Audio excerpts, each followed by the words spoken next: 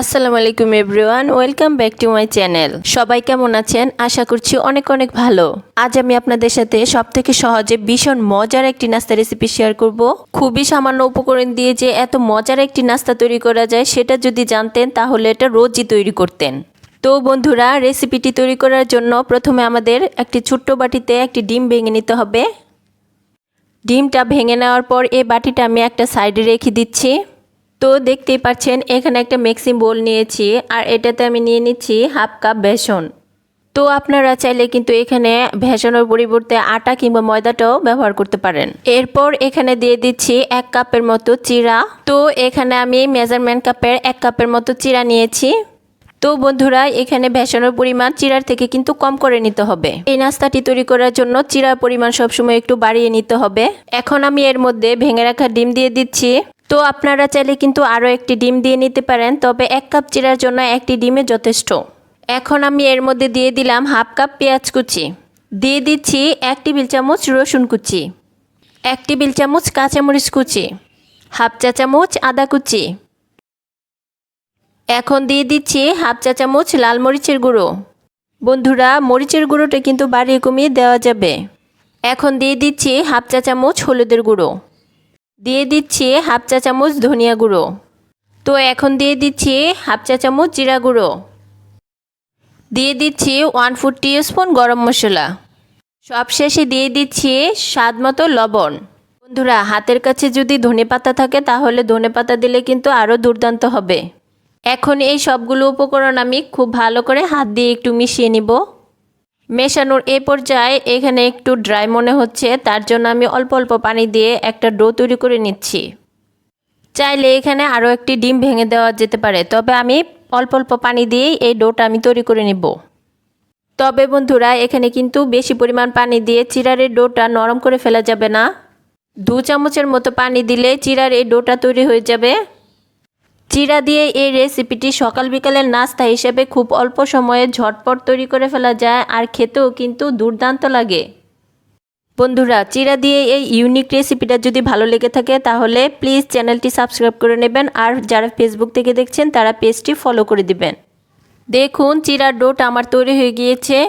এখন এই ডোটা আমি 5 মিনিটের জন্য রেস্টে রেখে দেব। ডোটা কিন্তু একেবারে নরমও হয়নি আবার শক্ত হয়নি, ঠিক এরকমভাবেই তৈরি করে নিতে হবে। ফিরে এলাম 5 মিনিট পর। দেখুন, এই ডোটা কিন্তু এখন অনেকটাই সফট হয়ে গিয়েছে।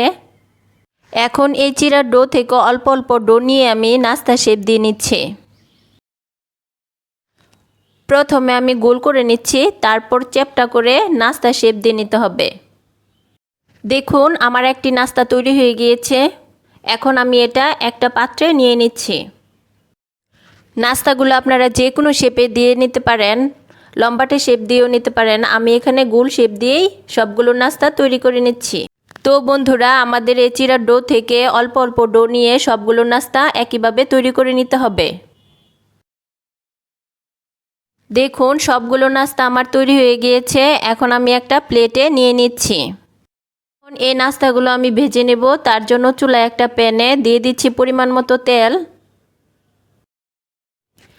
তেলটা গরম হয়ে গিয়েছে। এখন আমি একে একে নাস্তাগুলো দিয়ে দিব।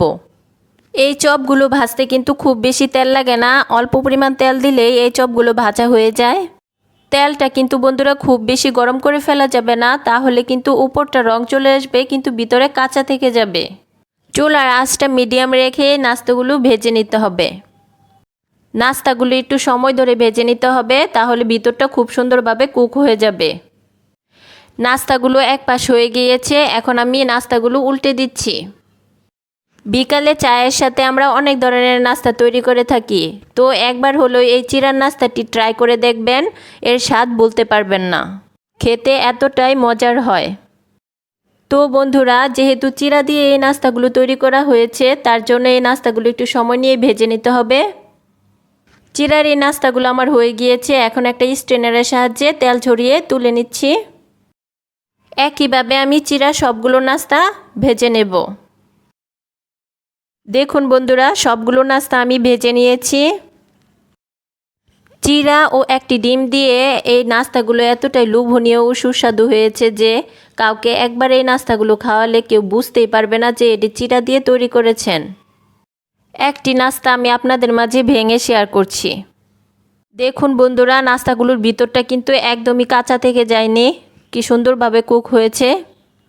চিরা দিয়ে এই মুচমুচে মুখরোচক নাস্তা রেসিপিটি যদি ভালো লেগে থাকে তাহলে প্লিজ চ্যানেলটি সাবস্ক্রাইব করে দিবেন আর পাশে থাকা বেল আইকনটি প্রেস করে দিবেন। আশা করছি আজকের রেসিপিটি ভালো লেগেছে আর সহজও লেগেছে। ধন্যবাদ সবাইকে। আল্লাহ হাফেজ।